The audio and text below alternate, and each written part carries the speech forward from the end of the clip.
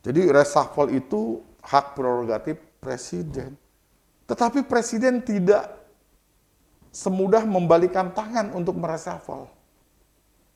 Karena di situ banyak pertimbangan. Dalam hal ini pertimbangan politik. Akan tetapi menjaga kepercayaan rakyat jauh lebih penting.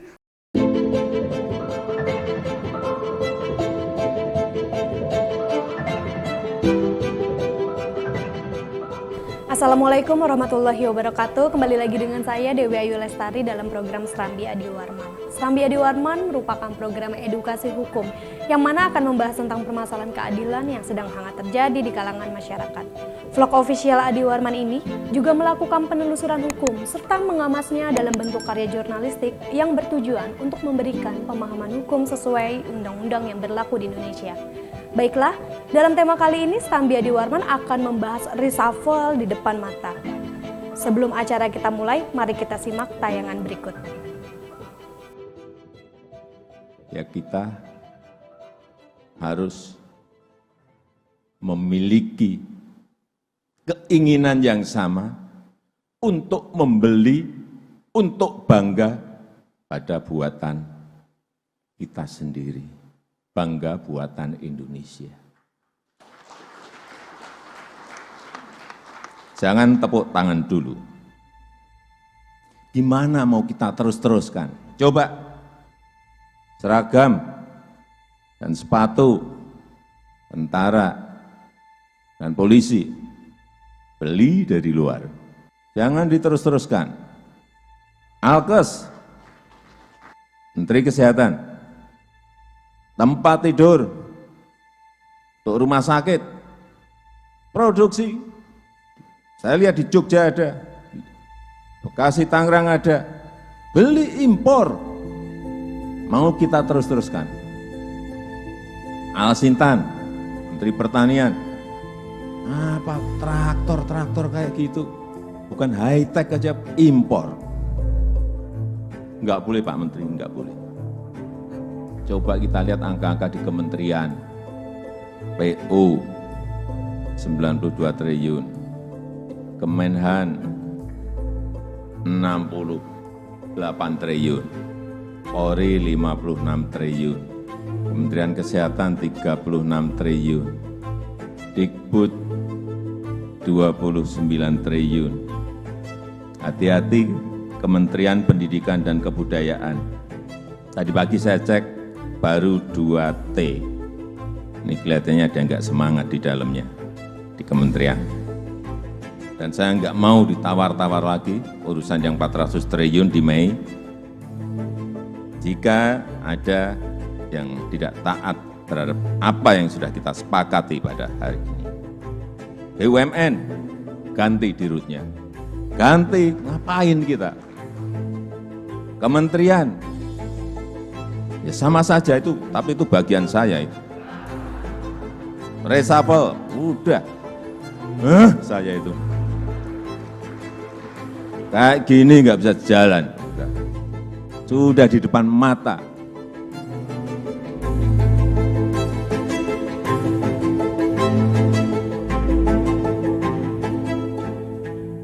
Jangan lupa share, like, dan juga subscribe Serambi Adi Warman. Baiklah, kali ini kita sudah kedatangan narasumber kita seperti biasa, yaitu Bapak Adi Warman. Mari kita sapa terlebih dahulu. Assalamualaikum Bapak. Waalaikumsalam warahmatullahi wabarakatuh. Baik, bagaimana Bapak kabarnya? Alhamdulillah sehat Sepertinya walafiat. hari ini lagi lelah ya Pak ya, karena baru pulang dari Surabaya ya Pak. Betul sekali. Baik, tetap semangat, tetap berkonsistensi untuk memberikan pemahaman dan edukasi yang luar biasa tentunya untuk kita. Terima kasih ya Pak ya sebelumnya. Terima kasih kembali Mbak Ayu. Baik, kembali ke tayangan yang tadi sudah kita saksikan bersama. Tema isu reshuffle kabinet ini diangkat karena adanya pernyataan dari Bapak Presiden Joko Widodo dalam rapatnya pada tanggal 25 Maret 2022 di Bali, yang mana menurut beliau bisa dikatakan bahwa banyak visi misi yang tidak berjalan dengan baik nih Pak. Apakah sebenarnya ada kaitannya dengan permasalahan yang belakangan ini terjadi? Misalnya seperti yang pernah kita bahas, yaitu kelangkaan minyak goreng, serta sandang pangan lainnya, dan waktu lalu sempat juga terjadi kegaduhan karena adanya statement dari pimpinan yang cukup viral begitu Pak. Apa memang sudah saatnya untuk mengevaluasi kinerja kerja para pimpinan sehingga memungkinkan reshuffle kabinet ini akan berjalan dalam waktu dekat? Nah, setelah tadi kita melihat tayangan tersebut, bagaimana tanggapan Bapak terhadap pidato dari Bapak Presiden Jokowi pada Jumat minggu lalu, Pak? Ya. Monggo. Terima kasih Mbak Ayu ya. Kalau kita lihat tayangan Pak Presiden tadi, itu sepertinya disampaikan dalam sebuah acara. Acaranya kalau saya tidak salah satu acara ini ya, bangga dengan buatan Indonesia. Jadi Pak Presiden menunjukkan tentang kegeramannya. Ya. Kok pemerintah pusat, kementerian dalam hal ini, pemerintah daerah, terus BUMN, impor dari luar yang nilainya luar biasa. Kementerian aja itu kalau saya tidak salah 526 triliun. Ya. Terus pemerintah daerah itu totalnya 535 triliun. BUMN totalnya 420 triliun. Kalau ditotali hampir 1.500 triliun. Geram pemerintah. Kenapa justru aparat pemerintah sendiri yang melakukan impor, tidak menggunakan barang produksi dalam negeri? Ya. Kegeraman itu dilontarkan. Tetapi saya melihat satu sisi, impor, kenapa bisa terjadi? Ya karena izin impor pun dari pemerintah. Kementerian Perdagangan. Di dalamnya juga terlibat bea cukai. Nah, jadi Presiden mengatakan itu, ya seharusnya mengatakannya sebelum terjadi. Ya, kalau sudah terjadi, baru dikatakan, ya agak-agak susah. Coba Presiden keluarkan Perpres, melarang impor untuk belanja negara atau uang yang bersumber dari APBN atau APBD. Mungkin mereka nggak melakukan. Dan saya lihat juga di situ Pak Presiden memberikan ancaman akan ada reshuffle. Presiden itu sangat luar biasa, hebat, dia berteriak, dia ngomong, berhenti dong. Karena memang sudah berkali-kali Presiden mengatakan, sebelumnya juga tahun-tahun sebelumnya, gunakan buatan dalam negeri, gunakan bangga sebagai produksi dalam negeri, tapi tidak juga. Mungkin saat sekarang Presiden harus keras. Ya. Kemarin himbauan-himbauan, ya sekarang udah mulai ancaman, ya selanjutnya bisa keras. Ya, itu kalau dikaitkan dengan reshuffle, ya setiap orang bisa menafsirkannya ya, dalam acara itu. Baik. Kemudian terkait reshuffle sendiri, bagaimana tentang perspektif hukumnya Pak di Indonesia sendiri? Nah, reshuffle kabinet ya. Di dalam Undang-Undang Dasar 45 ada pasal 17 ya, tentang bab kelima tentang Kementerian Negara. Di situ ayat 2-nya dikatakan bahwa menteri-menteri diangkat dan diberhentikan oleh Presiden. Nah inilah, maka beredarlah pembicaraan di luar hak prerogatif Presiden. Karena menteri-menteri diangkat dan diberhentikan oleh Presiden. Ya, berikutnya diatur dalam undang-undang. Undang-undang tentang Kementerian Negara, Undang-Undang Nomor 39 tahun 2008.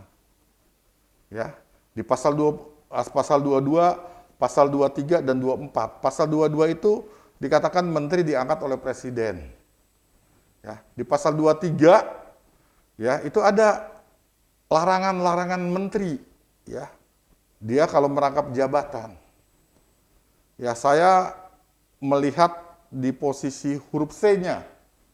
Ya, pimpinan organisasi yang dibiayai oleh anggaran pendapatan belanja negara dan atau anggaran pendapatan belanja daerah. Jadi menteri dilarang merangkap jabatan sebagai yang tadi saya katakan. Nah, timbul pertanyaan, partai politik dibiayai negara atau tidak sih? Kalau dibiayai negara, maka menteri itu dilarang. Ya. Jelas di sini.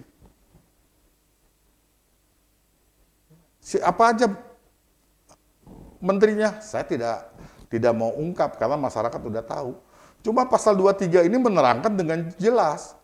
Menteri dilarang merangkap jabatan sebagai pejabat negara lainnya sesuai dengan peraturan perundang-undangan. B. Komisaris atau direksi pada perusahaan negara atau perusahaan swasta. Ya. Atau C-nya, pimpinan organisasi yang dibiayai dari anggaran pendapatan belanja negara dan atau anggaran pendapatan belanja daerah. Clear di situ. Nah, di pasal 24-nya jelas tentang mengatur tentang pemberhentian. Dikatakan dalam ayat 2, menteri diberhentikan dari jabatannya oleh presiden karena A. Mengundurkan diri atas permintaan sendiri secara tertulis. B. Tidak melaksanakan tugas selama 3 bulan secara berturut-turut. Dinyatakan bersalah berdasarkan keputusan pengadilan yang telah memperoleh kekuatan hukum tetap karena melakukan tindak pidana yang diancam dengan pidana penjara 5 tahun atau lebih. D. Melanggar ketentuan larangan rangkap jabatan sebagaimana dimaksud dalam pasal 23 yang tadi tuh. Nah, bisa presiden berhentiin. Pas ketahuan seperti itu berhentiin. Yang E, alasan lain yang ditetapkan oleh presiden. Jadi reshuffle itu hak prerogatif presiden. Ya. Tetapi jujur saya katakan itu adalah prinsip hukumnya, dasar-dasar hukumnya. Tetapi presiden tidak semudah membalikan tangan untuk mereshuffle. Karena di situ banyak pertimbangan. Dalam hal ini pertimbangan politik. Ya. Sehingga walaupun hukumnya mengatur, tetapi pertimbangan-pertimbangan itu, yang pertimbangan politik maksud saya, itu jadi bagian pertimbangan presiden untuk melakukan reshuffle. Nah, berikutnya, apa sih yang dilakukan untuk mereshuffle itu? Kesalahan apa dan lain sebagainya? Ya tentu tadi aturannya sudah jelas. Ya. Seperti sekarang misalkan kondisinya, tadi Mbak Ayu katakan minyak goreng langka, terus juga kegaduhan beberapa hal akan mengakibatkan kepercayaan masyarakat menurun, maka presiden bisa saja melakukan reshuffle. Ya. Jadi nggak ada masalah. Kapanpun mau melakukan, sekarang saatnya melakukan juga nggak ada masalah. Besok pun nggak ada masalah.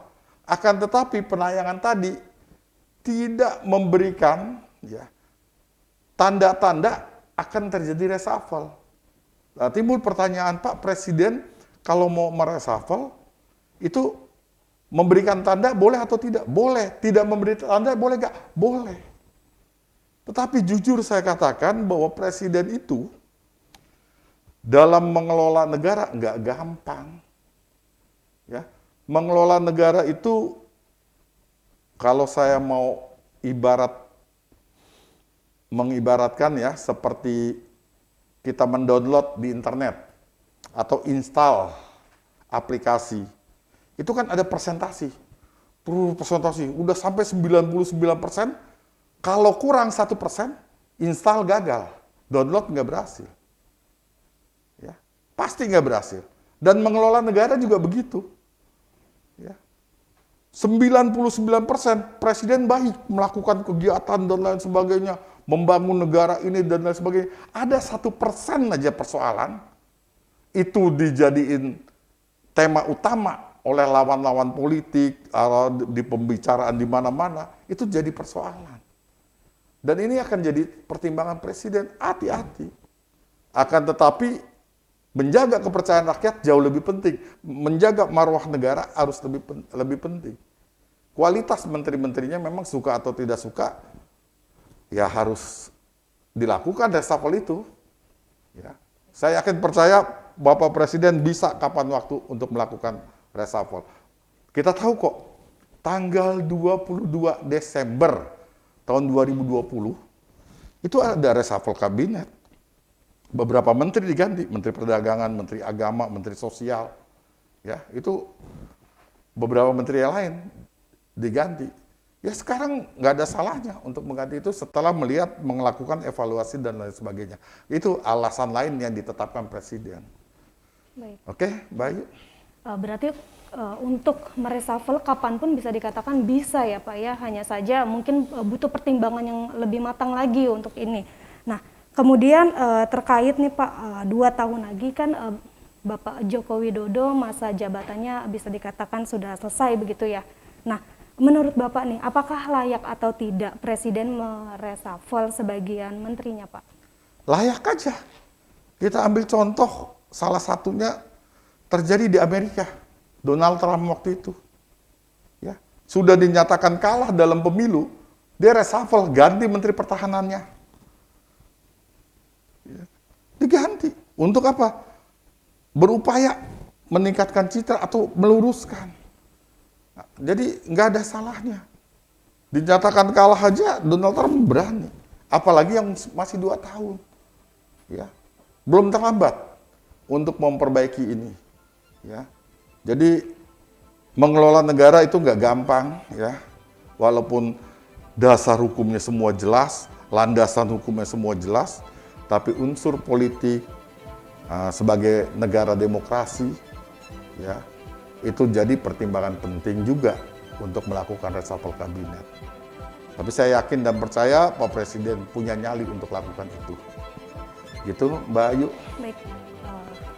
Terima kasih sebelumnya kepada Bapak yang telah meluangkan waktunya, menyempatkan waktunya ya Pak ya, bersedia untuk memberikan pemahaman yang luar biasa, bukan hanya untuk saya tapi untuk teman-teman dan sahabat Serambi Adi Warman juga di rumah. Semoga ilmu hari ini bermanfaat pastinya ya Pak ya. Demikianlah acara bincang-bincang kita kali ini. Terima kasih kepada Bapak. Terima kasih kembali. Baik.